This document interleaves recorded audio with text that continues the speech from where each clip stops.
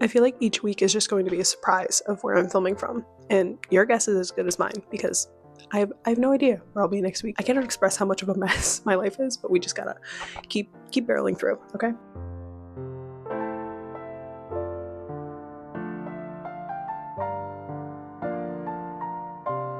I feel so out of practice. Okay. Hi, hello, welcome to Chaos Central Books. My name is Claire, and today I'm doing a weekly report. Last week I was sick, and I thought this would be my rally video later in the week, and then I ended up not even being able to film that because I was so congested that I hated the sound of my own voice more than normal. So, couldn't do that. So we're just pushing it forward, mostly because nothing else going on up here, okay? My life is so chaotic right now, and not in any way that is my fault, which is scary. So I'm just kind of hanging in there, taking it day by day, and what you see is what you get. So yeah, last week I got the flu and I had a fever for like 2 days, and then I was like okay, like otherwise except for congestion that just like took me out, could not speak normally. Okay, I'm barreling through now and we're gonna be fine. It's fine. My physical health is actually like the lowest on my list of things to address, so we're gonna be okay. In case you are unaware of like the weekly report style, it's a different category for each letter of the word report. So first up, R, we have reading, which this is a book channel. We should talk about the books I'm reading. Of the books I'm reading, I'm mostly focusing on The Rest of Our Lives by markovits. I have a digital arc of this from the publisher, which I believe is Scribner, shout out to them, and NetGalley. And for some reason it's not compatible with my e-reader, so I'm reading it on the NetGalley app on my phone, which I thought would hinder my reading experience, but actually I cannot put my phone down. So it's actually been the book I'm picking up most often, just because phone glued to my hand. Again, on the topic of my life being a mess and just like chaos reigning over everything, the only thing that has helped me not have a panic attack is being on my phone. Doom scrolling can be good sometimes, or reading a book on your phone. Yeah, that's kind of where I'm at. So that's major priority. Occasionally when I do pick up my e-reader, it's The Loneliness of Sonia and Sunny. That book, that's going to be like a final boss book. I don't know when I'm going to be able to finish that. I feel like I'm slowly chipping away, but progress is insignificant at this point. Also reading Real Life by Brandon Taylor, which is around here somewhere. Oh my god, I have a stack of books over here. Throwing things. Also still working on Real Life by Brandon Taylor, Flashlight by Susan Choi, and It Lasts Forever and Then It's Over. I can't believe, like, I'm the type of person that stops in the middle of the page, as you can tell by my bookmark sticking out of this. I'm on page 40 of this. It's like under 150 pages, and it's taking me so long to get through, which isn't necessarily a bad thing. I think it's mostly just my brain, but this is my public call. If you have a book that you have not been able to put down, like just like a non-stop page turner, please let me know, because I need, again, on the topic of me only feeling better when I'm doom scrolling, as soon as I put my phone down, I have thoughts bad. I need a book perhaps that does the same thing that doom scrolling does, which is just like the instant distraction. That's what I need. I'm counting on you. Give me instant distraction in some form or another. Otherwise, I'm gonna be stuck on YouTube. I did watch 8 straight episodes of the new Netflix show Boots last night, just because it was something. So that was, what, like 8 hours of TV? That's where things are at, okay? Moving on, okay. The next letter is E, which is for eating. So I'm subsisting on a diet of caffeine and rage. Ask my friends, they know that's kind of where I'm at. I've already proclaimed my love for V8 energy on this channel. I'm currently drinking a Bloom energy drink. This is the raspberry lemon flavor. These guys are highly caffeinated, okay? A V8 energy is right in my sweet spot. It's like 80 milligrams of caffeine. A Celsius, too much, that's 200. These, 180, which is kind of a lot. It's not actually much less than a Celsius, but for some reason it makes me feel better that it's not a full Celsius. This also just like feels less insane. Also, I just feel the need to bring this up. Last weekend, my friend Louise and I went to the Dolphins game in Cleveland, Ohio, and on the way there, we stopped for matchas at a local drive-through coffee place called the Bean Through, and I love the Bean Through. They were fantastic. So, preferred caffeine source, a matcha. I really just wanted a reason to show off the picture I took of that matcha. Next one, we have P for playing. I'm off my video game grind. I don't know the last time I picked up my Switch. My tiny bookshop is deserted. Oh my god, my Animal Crossing island. I can't get into the logistics of my time traveling in Animal Crossing, but it's not good. It's not good, but those are long forgotten. So instead of treating this as like a video game or whatever kind of category, I'm mostly just going to talk about the music I've been playing. And I'm so embarrassed to say, okay, Brendan Urie's return to the stage for When We Were Young Fest did unfortunately spark a resurgence in my playing of Panic at the Disco, which is embarrassing only because I hate Brendan Urie, okay? I don't want to give him my money or attention, but the worms in my brain want to give him money and attention, okay? A Fever You Can't Sweat Out is like a 1 in a million record. That was lightning in a bottle. And Ryan Ross, sir, I'm so sorry for what happened to you. I am like so annoyed that Brendan Urie will tour on that record or get any credit for that. Just like, not without Ryan, okay? I'm not interested in a Fever tour if Ryan is not involved. However, Vices and Virtues is my favorite Panic record, and if he were to do an anniversary tour for that, if he were to acknowledge that album at all, have all my money, just take it. I'm like sick in the head, clearly, okay? We know this, it's established. I get viscerally upset when an artist I pay money to see ignores their best work on tour. Like, what do you mean you're not playing any song from this entire album? What? It's dumb from my point of view. At least play one, at least play the single from that album, okay? They can't all be that bad. Okay, moving on to smaller bands. In Color, R.e.p. Hastings' solo project, but In Color, his new band. Love them, love their work. I'm seeing them open for the band Camino soon. Very excited. Daisy Grenade, love their new song. Dream Phone, love Dream Phone. I've been following them for years, and their new song, Only Heartbreak, is perhaps my favorite of their work so far. Broadside, quietly putting out the best music of their career. Love to see that. Music has been good recently, and I've not talked about K-pop because I will be talking about K-pop later. Actually talking about K-pop right now, okay? The next letter is O for Obsessing, and unfortunately, P1 Harmony is now my third most listened to artist this year. That's pretty crazy. They're only behind the main and state champs. I know this because I use Stats FM. I started listening to them. Thank you, Stats FM, for this statistic. I started listening to them on September 29th. It is now October 28th, and they're my third most played artist of the year. Concerning. Like, they surpassed Fall Out Boy.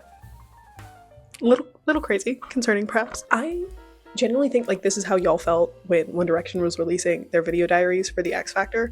I'm just doing this a decade late, and truthfully, like, I couldn't have been a One Direction fan during One Direction's active years. That would have been too much for me, okay? And the fact that I'm doing this now, like, I'm setting myself up for devastation and heartbreak. The boy band hyperfixation I was meant to have just a decade late. One of my friends was actually asking me about this newfound obsession, and I took it upon myself to make a PowerPoint because sometimes that's what I do. Like, I log into Canva and make a fun little presentation for my recent hyperfixation. The last time I did this, actually, was during the NBA conference finals this year. Now onto the NBA. Basketball is so back. I love the NBA season, okay? I didn't watch the opening night games. I'm glad the Warriors and the Knicks won. I have a soft spot for the Knicks because of Karl Anthony Towns, famously traded from the Minnesota Timberwolves in a fashion that devastated me personally, but got his first double-double of the season. I love to see him succeed, and if the Knicks win the East this year, like, I'm all for that. And like, generally don't care about the Knicks, only care about the success of Karl Anthony Towns. So, but like, who else in the East is really a threat? It's kind of wide open this year because like Boston's not looking like Boston. The Pacers, oh, I feel bad for the Pacers. R.i.p. Tyrese Halliburton. He's not dead, but he might as well be for this year. Anybody watch Starting Five? I started that, by the way. Moving on. Oh my god, the Warriors. Jimmy Butler doing Jimmy Butler things. As a Timberwolves fan, I'm supposed to hate Jimmy Butler, but like, I don't have it in my heart to harbor any ill will against that man. I think he's hilarious, and him putting up 30 points a game, I'm here for it. Have you guys seen the photos from his media day in Miami where he was emo Jimmy Butler? You want me to hate that guy? I can't do it. Speaking of my beloved Timberwolves, they are 2-2. They did lose a game as of last night. However, they're doing it without Ant. Ant went down in game 3 when they played somebody. I'm already forgetting. Who did they play in game 3? The Pacers. Oh, they won against the Pacers. Okay. Minnesota Timberwolves stuff from memory. I have notes here, but like, these are notes from last week. I'm gonna regale you with my thoughts on the Minnesota Timberwolves in real time. Okay. Game 1, they played the Portland Trail Blazers. Are you guys keeping up with the NBA like gambling scandal? The coach of the Portland Trail Blazers getting arrested? Like, that's crazy. You guys should look that up. I'm not a reporter. I'm not spreading misinformation about like actual legal stuff on the internet, but like, you guys should look into that because it's crazy, okay? Anyway, Portland Trail Blazers, Minnesota Timberwolves win. Game 2, they played the Lakers, and I'm like, they got this. It's the Lakers. They're not even playing with LeBron. Luka balled out so hard, nearly scored 50 points and missed a free throw, so he was taken out at 49 points a game. Devastating. But they still played well that game, okay? And there's 82 games a season, so what? They'll go 81-1, right? This is my thought process because I'm delusional. Game 3, play the Pacers. Ant goes down after only scoring 5 points with a hamstring injury, and we're like, oh my god, what's gonna happen? Honestly, I'm not too worried. It's early in the season, and this is gonna sound so crazy. He's the franchise player, right? I don't like Ant that much. I understand he's a talent, but maybe it's just because I hate him for all the stuff he does not on the court. I almost prefer to watch the Timberwolves without him, because that means more time for my beloved players. Jade McDaniels, Naz Reid, Mike Conley. And what do these men have in common? I don't know. They're quiet. Mike Conley just has a reputation for being nice, and that's important to me personally, okay? Jade McDaniels, dead silent, doesn't say anything. And Naz Reid is Naz Reid. Enough said. So anytime there's more time for the three of them to be on the court at the same time, I'm okay with that. That means Ant is out for 2 weeks with a hamstring injury. I will take that. As long as that means we still get in the playoffs and still win. I'm asking for a lot. It's fine. Also, I posted this on my Instagram story, but I feel the need to reiterate. I was so excited to watch Timberwolves basketball. And then first game back against the Trailblazers, I was reminded that watching Rudy Gobert touch a basketball fills me with rage that only few people can understand. I dislike that man so personally, and I don't care how good of a defensive player he is. He could win a million Defensive Player of the Year awards from now until he's dead. I don't want him on my team. I want him gone. And that's just the kind of basketball fan I am, okay? I care a lot about the people on the court, and I shouldn't. Also, shout out Tyrese Maxey on the Sixers. I generally don't care about Philadelphia sports. Whatever happens on that side of the state is none of my concern, but I kind of like seeing the Sixers be successful only because I love Tyrese. Listen, oops all football, okay? 2 important things. Number 1, the New York Jets won a football game. Kind of crazy. I don't understand the just like needless vitriol thrown Justin Fields' way, okay? Justice for Justin Fields. He's not the problem in New York. If you guys look at the New York football system and you blame the quarterbacks, have we learned nothing? Look at Daniel Jones, okay? It's not the quarterback. Justin Fields has, yes, done some dumb plays, but everybody on that field wearing a Jets uniform, like, they're cursed, okay? And so for him to be like, yeah, I've been crying. I had to remove all social media from my phone. I just had to pray to God that we could finally get a win. I felt so bad for that man. I'm so glad they won. He hasn't thrown an interception this season. Tua was throwing 3 picks a game, okay? I would love Justin Fields on my team. I'm a bad sports fan, okay? Like, I hate people for no reason. If the Bills never win anything for the rest of time, I will be glad because I'm a bitter Miami Dolphins fan. Hating on the Jets feels low because they're just like kind of so pathetic and harmless. That sounds so mean. I can say that. My team has also only won 2 games. Hating on the Jets feels mean, okay? So yeah, I'm glad when the Jets win a game, as long as it's not against the Miami Dolphins. I just want Justin Fields to be happy. I feel bad for him. He doesn't deserve this. I don't know, maybe he's an awful person. Tell me if he's an awful person. But okay, now is the obligatory, I must talk about the Miami Dolphins time. My friend Louise and I went to the game in Cleveland, Ohio, where they played the Cleveland Browns and did not score a single touchdown. Tua threw 3 interceptions, no touchdowns. Our only points, 6 points we scored total, 2 field goals in the second quarter. That means 3 total quarters of football out of the 4. We did not see a Miami Dolphins score. Instead, we saw an embarrassment. We sat in the rain. Generally, good time, fun time. We watched, there was like a dog race during halftime. That was fun. And then after the dog race, we walked to get a Diet Dr. Pepper because at least Cleveland does something right. They sell Diet Dr. Pepper at their stadium. And I walked past a Dolphins fan and he like fist bumps me. I'm like, fins down. And he goes, fins down. Bonding over being fans of a loser team. That was nice. Like, I saw Tua benched for Quinn Ewers. Quinn Ewers? What? That's how bad things were, okay? And then for them to come back the next week and play in Atlanta, a team that is maybe good bad or maybe bad good. Atlanta is so confusing to me. I have no idea what's going on with them. And they looked so bad. And that can't just be the Kirk Cousins of it. It was Kirktober. Are you guys familiar with Kirktober? 1 month of a year where Kirk Cousins, remember, he's good at football. Not this year. He gets 1 game in Kirktober and he blows it against the Miami Dolphins. And I was mad they were doing so well. They were up like 17-3 at halftime and I was like, we can't get happy now. I've seen worse, okay? I've seen them blow bigger leads. And they won that game. Why did I suffer in Cleveland for y'all to do this the next week? It's like, I was offended that I put my friend through the Cleveland game just for y'all to do this the next week. I was upset. So the Miami Dolphins remain 3rd in the AFC East, as they will for the end of time, unless the Jets go on a winning streak. We're not getting better than 3rd. Okay, we're not overtaking the Bills. We're not overtaking the Patriots, which I'm so mad about the Patriots. They had a few years of being bad, and the Dolphins couldn't capitalize on it, and now we're just doomed. We're doomed for mediocrity forever. But we're 2-6. I think maybe we could get a 3rd sneaky win against the Jets. But we're looking at like a 3-win season, which could be good for draft picks. Somehow Tua played well with only 1 eye. If you watched, why would you watch that game? Nobody cares. Watching that game was so confusing. It's like, how are you suddenly good at football? Literally the week before, he's like, yeah, I can see my receivers. And now, no problem seeing Jalen Waddle. But what do you mean? I gotta stop talking about that. Moving on to the next letter, R, which is recommending. I feel like I am a walking billboard for the things I enjoy. Like all of that stuff I just said, I feel like I'm recommending it to you. The only thing I would not recommend is Miami Dolphins football. That's not good for anybody, but do things with your friends. Maybe go to a football game with your friends for a team that isn't Miami Dolphins. Maybe you're a fan of a successful franchise. That could be fun. Instead of going to see losers, maybe you could see a team that would actually like win a game or put on a performance that is competitive in a way.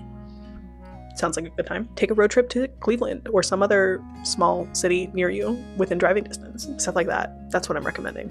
Go outside, hang out with your friends. Be reminded that like there's a world outside your phone and outside your brain. Because that's what I need now. I need reminders that like whatever's going on up here, not a concern to what else is going on out here, if that makes any sense. Also, recommending annotating your books. I have my annotation stuff here. These are my preferred pens, the Pilot Precise V5. Love these. Like a small, thin, jet black pen, and sticky tabs. I saw, I think it was the Book Leo, who did a video. It was like, start annotating your books and stop doom scrolling. That's kind of my vibe. Stop doom scrolling, start annotating your books. Like I said, I just need to get off my phone so bad, so forcing myself to treat my like recreational reading as school reading is something that is helpful for me. Moving on, the final T is treating. I don't know, I'm treating myself to doom scrolling. Whatever's going on in my life is actually not my business to tell the internet, and I'm trying to do my best to not overshare on the internet more than I already do. So I will just say, like, chaotic things beyond my control are going on, okay? So treat yourself to whatever helps you through that. I got my nails done last week. They're little stars in like coordinating colors, okay? And this is the first time in I don't know how long that I have not been picking my nails because they have a fun design on them and I don't want to ruin them. I don't know what else. What else are we treating ourselves to nowadays? Besides like a fun drink. I'm always team fun drink. This is my fun drink of the day.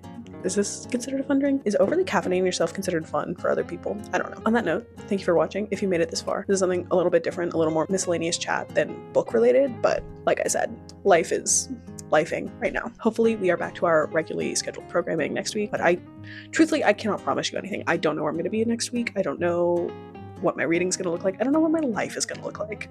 So maybe uploading will change. I'll let you guys know. I'll keep you posted. But until then, I will see you next time. Bye.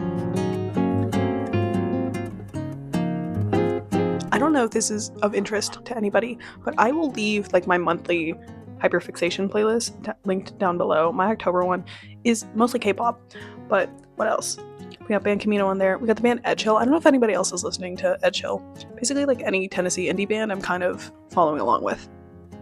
Like I said, there's so much P1 Harmony. New Demi Lovato slaps. I cannot believe I didn't talk about Good Old Days by Hayley Williams. Guys, that song. Just absurd. She always drops these things at the worst possible time, and then I'm just like sobbing to Hayley Williams songs. It's not good. She's so sick for that, actually. Leave a comment if you were also personally victimized by Hayley Williams' new record, because God, I was. I have to go. Goodbye.